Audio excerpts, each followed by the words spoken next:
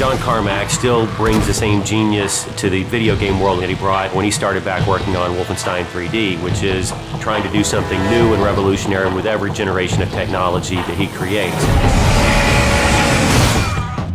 We invented the genre. We like to think we perfected it. We strive hard to make that experience. It's what we like to play as players. We can make a first-person shooter and we can have gunplay, and we've done that before. But again, we're pushing the boundaries. We want to add something unique that we haven't done before. Well, I mean, id Software has such a storied history as creators of the first-person shooter and games that just kind of define first-person shooters like Doom and Wolfenstein. Those are kind of the big heavyweights, right? So I was one of the founders of id Software now over 20 years ago, and I've been behind a lot of the advances in 3D graphics and rendering technology that have been some of the centerpieces of our games throughout the years. I've been with the company for 16, 17 years, and at the very beginning, it was a small group of guys.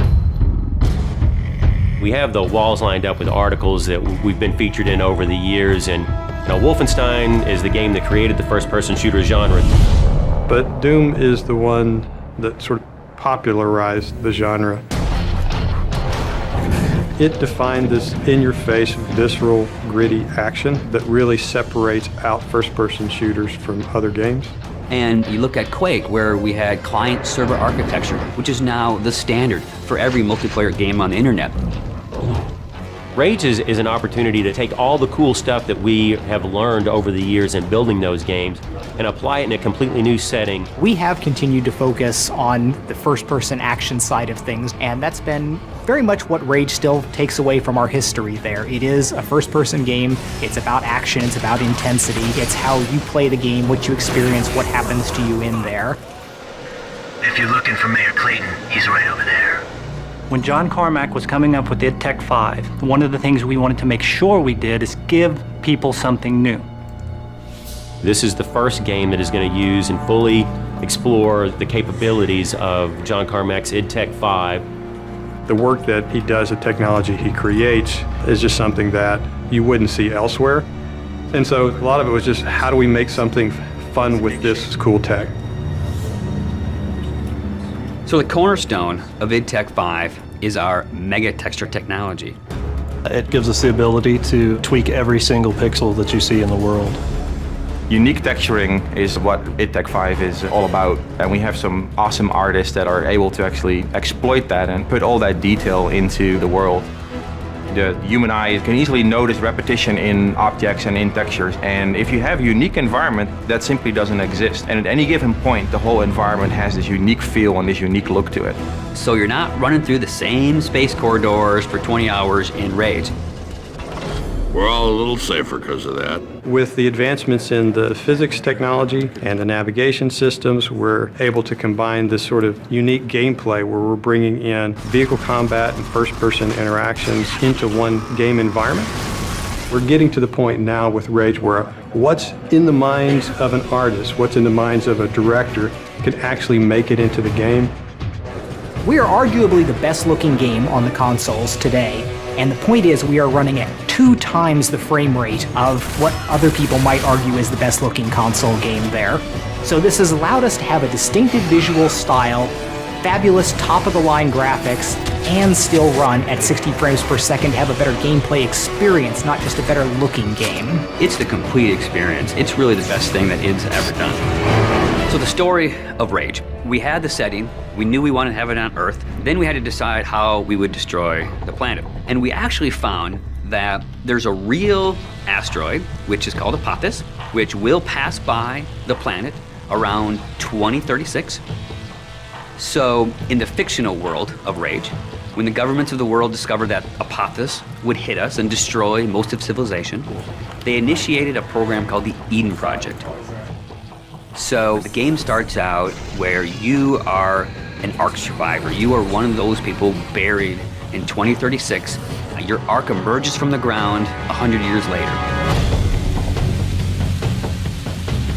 Unfortunately, you're the only one that survives in your Ark. So when you step out, you are alone. And it's this post-apocalyptic world that you rise up in, and it's this twisted version of the reality you used to know, and you really don't know what to expect. Current position unknown. There's mutants and there's bandits, and there's groups of settlers trying to survive. You people are only trouble. Now be on your way. The world has moved on, and it has its own thing going. We don't give the character a name or a face that's unique to the story. We want the player to jump in and actually add his own identity into that character. So when you step out of your arc in Rage, you have no idea what your role in the bigger conflict will be. At first, all you are worried about is surviving. And you team up with some settlers, and you're doing some odd job. So here's what I need you to do. So you're not just going from one area to an airlock to the next area. It is an open world. It's believable in a sense. And it's the story and the characters and the setting that really delivers the gameplay. You're driving across these landscapes, and you're going visit people here, and they're giving you jobs to do. And as you head out of your safe zone, you enter like a combat area. So you may find a handful of bandits with rocket launchers mounted on their cars. And as a player, if you wish to engage them, you can. If you wish to try to run and gun and get out of there, you can. Then the story starts unfolding, and you realize that these warring bandit clans, they all occupy a certain area of the Wasteland. They own it. They'll attack you if you go in there and you don't look right. Then the same thing with the towns. If they don't know you, they're going to treat you like an outcast. Well, will you look here? A new face, a new body. Oh, I am so glad I got out of bed this morning. You start learning about these crazy mutants who they don't even like each other, much less you, much less the bandits. And then you learn about this other faction, the Authority, and they start playing a bigger and bigger role in the story. They are trying to control the Wasteland and set the direction of mankind. That's the truth. And that's what people need to know. So there's a small group of people called the Resistance that are fighting against the Authority. The Resistance discovers you. And everyone knows that ARC survivors have a certain specialness to them. You got all those little computers racing around inside you. As you move through the story, you become more important and people start to take notice of you, so does the Authority.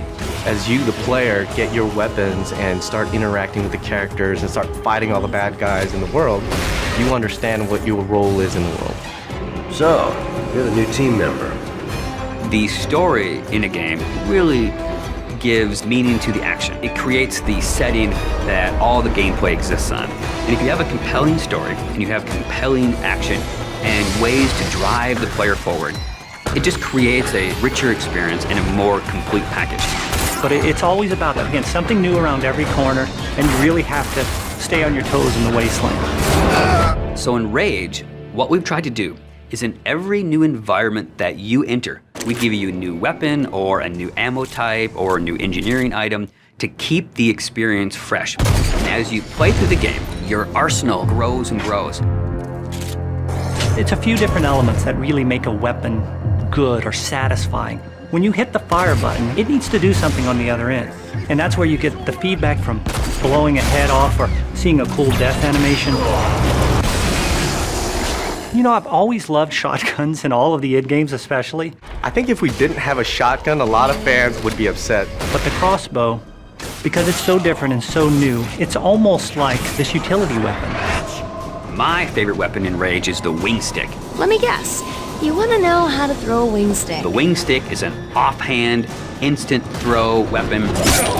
The wing stick is such an iconic weapon. It's this bladed death boomerang, and it has like a smart nano targeting core is some of the mythos that we've built into it. And if you time it right, you can chop the heads off of mutants with it. We have these things we call gadgets or engineering items. Things like a little remote control car with a bomb attached to it. Now you're building this little defense turret. If you have the parts and you have the plans to build it, you can build these anywhere in the world. So now you're running around, you're firing, and instead of just tossing a grenade or just throwing the wing stick, you're tossing down a little defense turret. Then we have other more complex engineering items as you progress through the game, things like sentry bots that are automated robots that shoot all your enemies for you. If you utilize some of the other gadgetry items, you can make it a thinking man's game. But it doesn't stray too far from our core mechanics. It's one button. It all follows the same principle. I pay nicely for quality goods. There is an economy, and when people first think about the economy, they think RPG. But the economy is really your tool to manipulate how you want to play the game. It really is this player choice mechanic. So you're picking up this cash and these other cool items, then you sell it and you pick which ammos you want to buy. When you get these new things, you'll want to try it out, and when you do, you learn how that impacts you as the player and how you want to approach a situation. But at every step of the way, we never want the inventory to get in the way. It's there for a reason, it always has a purpose, but we still want to stay true to that kind of action. The world in Rage is about survival and all the elements that the player will need to succeed in surviving. It's up to them how they want to use those gadgets, weapons, and ammo types. Along with the action shooter experience role that we intend for the player to take, we create these different options in the gameplay when you get into an area with all these various implements of death. Or, you may not want to have any strategy. You just may want to kick in the door, pull out your big shotgun, and start blasting away at the bad guys. We really give players the opportunity to engage the enemy AI in the way that's best for them. And we feel that that adds a lot of life and replayability to the game. The Wasteland in Rage is kind of like a plate that the rest of the game sits on. As you travel around, you'll discover that there's these entrances to bandit hideouts and mutant caves and old sewers and things. Listen, don't you go trekking around down there without some serious firepower. In Rage, we try to make the game open but directed. Player choice is very important in Rage. The Wasteland is more than just a setting for the story. It's its own gameplay level, for lack of a better word. It's the thing that stitches the story and it stitches the action all together. We want you to follow this action movie experience, but we allow you some freedoms to kind of explore different things. Each of the missions does kind of surround the story. For instance, we have an electrobolt for the crossbow weapon. Electricity, water, that makes sense. Well, Wellspring sits on top of a well. So the obvious gameplay thing is here, okay, you shoot the electrobolt in the water. It electrifies anybody that's in the water and they die. As you travel through the Wasteland, you meet very interesting, very over-the-top characters. Great! Muy bueno! We are simpático, eh? And we feel that creating memorable characters that offer you memorable missions really kind of helps drive the whole experience forward. The interactions that the player will have with these characters should hit something in the emotional nerve of the player. So we've gone that extra distance to make key characters really feel alive. So when you go talk to Dan or the J.K. Styles, the producer of that crazy TV show, or the sheriff, you forge these relationships with them. And they give you lots of bits of the story, but you live through the rest of those elements. We felt that crafting interesting people made everything fit together. I know you got questions, but we gotta get moving. You're driving across these landscapes and you're going visit people here and they're giving you jobs to do. So I hear you have a message from our friend Dan. Let's have it then. One of the things that we discovered with Rage is when people saw us drive around shooting other cars, they immediately said, I want to do that in multiplayer. So we've taken the best parts of the vehicle combat from the single player experience and added a really fun, intuitive multiplayer experience with it. We also have this cooperative style gameplay that allows a player to get with a friend, run through a level that's maybe changed a little bit from things that they've seen in the game, and then we roll a little bit of fiction into that. So it's taking all the kind of visceral in-your-face action, but you're doing it with a buddy. We really have the best of both. We have great co-op missions and some great vehicle multiplayer. We want to provide the smorgasbord of different things that the player can do so that they can become immersed with other things rather than just a critical story path. But if you want, you can go to the store, get a couple more grenades, outfit yourself with some new ammo types, jump back in the car and head for the next action. And we're okay with that. The bad guys in the world, we have everything. There's some bandits around the corner. Do what you can. The bandits are considered to be more the violent settlers that aren't really economically inclined, but they have desires and needs. Each bandit clan has a unique fighting style. It's ever-changing. For instance, the Ghost Clan. Hey, over there! They're very acrobatic. They can attack you from above or below. The Wasted Clan, what they lack in combat skills, they definitely make up for in personality. The Shrouded Clan, they've designed these remote-control bomb cars that they use against you. We felt that with human-type opponents, if you add personality to the fighting skills and add personality to the characters, it really makes the world more refreshing. We're losing this! But if you fight that enemy for 12 hours, I don't care how cool he was in hour 1, it's not going to be so cool in hour 12. So it's about mixing it up for the player. Not reinventing the rules, but give him something a little different around every corner, so that's what we strive to do. The Wasteland has a number of mutants. So there's a bit of mystery to where the mutants came from. Some people believe that the cosmic radiation in the impact winter affected human development. But some people believe that the Authority were conducting experiments on humans, and the failures were, of course, the mutants. Then, of course, there's the Authority. You don't really get to understand or know what they're about until later in the game, and they've kind of twisted this new reality to be what it is that the player will eventually find out as he gets to the end of the game. These guys are battle-hardened military badasses. They have full body armor. They can coordinate with other squads. They have heavy weapons. When you go from fighting mutants with sticks to bandits with pistols to facing off against the Authority, it's a different experience. These guys are tough, and they mean business.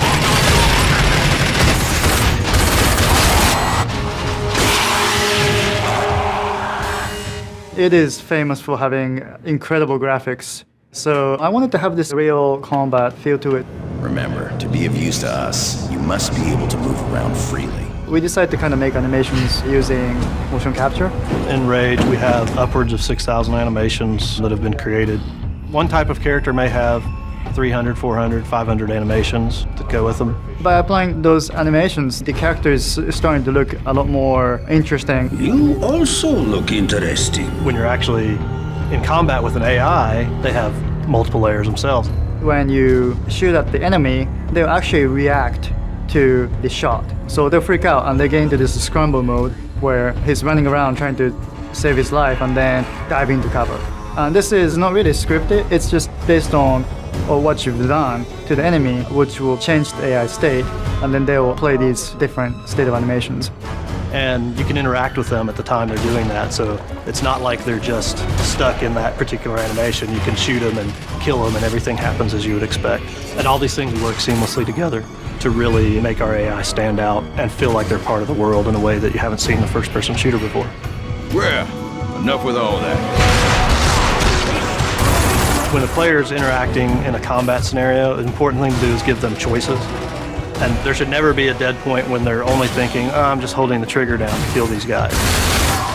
Unpredictability and the element of surprise makes a great enemy. It's when you enter a room, you think you know the situation, and the AI does something that you don't expect. Because I don't want them thinking of it as AI. I want them to think, wow, that's the best combat experience I ever had. So the first character that you meet in Rage is named Dan Hagar. I hear there's something special about you Ark people. He is this fatherly character that is trying to keep his settlement safe. We knew we needed a great voice talent, and the only way to find that is look for great actors. In the initial images I saw of Dan Hagar, he had glasses, the shorts, the fishing vest, and I go, that totally reminds me of Walter Sobchak from The Big Lebowski. And I go, Tim, we need to get John Goodman. Welcome to the future. You can imagine if there was an actor from Hollywood that could survive an asteroid destroying the Earth, he would be on that list. Get to town.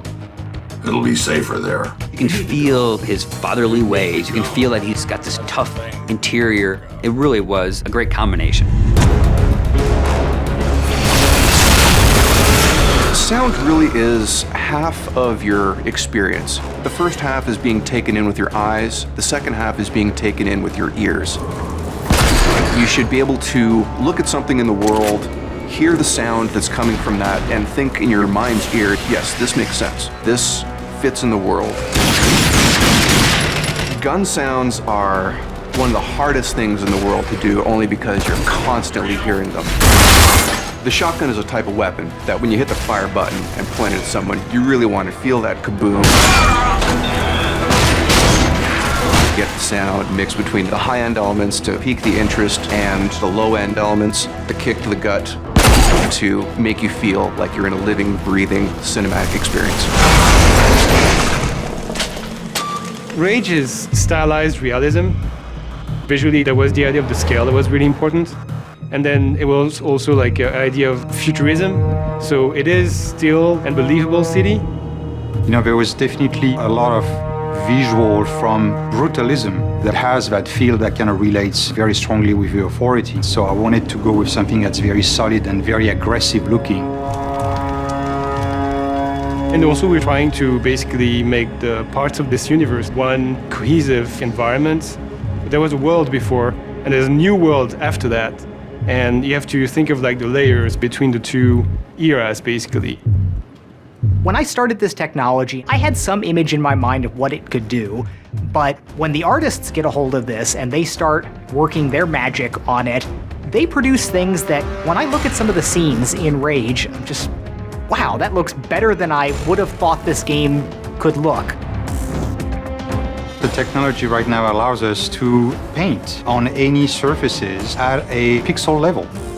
As an artist, I like the possibility of expressing your vision in a much higher fidelity. There's no textual limitation. The big challenge is more about when do I stop? When is it good enough that it achieves the goal? So you have to kind of find that good balance. I want the player to feel like he lived through an experience that is bigger than just the game itself. Everyone who's seen the game so far has had the same reaction. It's like a visual shock. There's some really breathtaking imagery there, and it is better than I would have imagined it would be. All right, so one of the first things that people say when they hear about this, as they hear 64,000 or 128,000 square textures, they say, how could you possibly, they imagine bringing that up in Photoshop and painting all of that, and you're like, how could you possibly even make any use of that? But it turns out it's really not like that, where you could use this technology and never even think about a big texture, because it could just make all of your texture budgeting decisions go away. You could just use it like any other game engine and not worry about texture size. You could make everything 2K or 4K textures on here. But for the outside landscape, we went through a few different cycles on figuring out how we want to build these worlds. And enemy territory was sort of the alpha test of this technical direction on here, where the idea for enemy territory was that we had a procedural synthetic way to create a base layer, and then you could go in and add some stamps on top of it. And we think enemy territory is best of breed at the moment. We think it kind of defines the high water mark right there, but we believe that we could go a whole lot further with what we're doing here. So we wound up, after evolving this over a few different levels, with 3 levels of interaction that you've got here. So to build one of these worlds, the artists first start off with whatever program they want, whether it's Modo or Max or Lightwave, and they build the world using as much textures as they want. They can use 20 gigs of textures. It just doesn't matter. They can choke whatever art program they want to with that to build this base layer. And you look at that and you can say, oh, that looks pretty good, but it doesn't have all the fine detail. It's got seams between textures where they meet up and all of these things. So we then have an intermediate layer where the dimmed areas here are the base layer that they built in the modeling program. The highlighted areas are tile maps. So some game outdoor engines use explicitly tile maps, and in fact, I originally tried to do this where, assuming we just had tiles with stamps on top of it, but that didn't give us the high-level detail, the great big rocks that we wanted. But what this does allow you to do is go ahead and scrub in like grass on here. You've got a path here, and you say you want to turn it into a grassy path rather than a sandy path, and you can rough in these things in this mode, and then it goes ahead and calculates it, does really nice blending along all of the edges, and puts all of that underneath the stamps. So if you decide that I want a path going up this mountain here, it's really easy to just grab this and scrub a path up there and regen, and it's got pretty nice edges.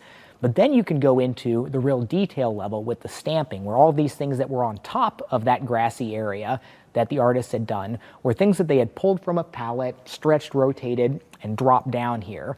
And this is where you really get the level of detailing that you want, where you can go in and act like an artist would, where an artist doesn't, usually throw some huge glob up there. They take a more detailed tool and they drop it down in tens, hundreds, or thousands of different places.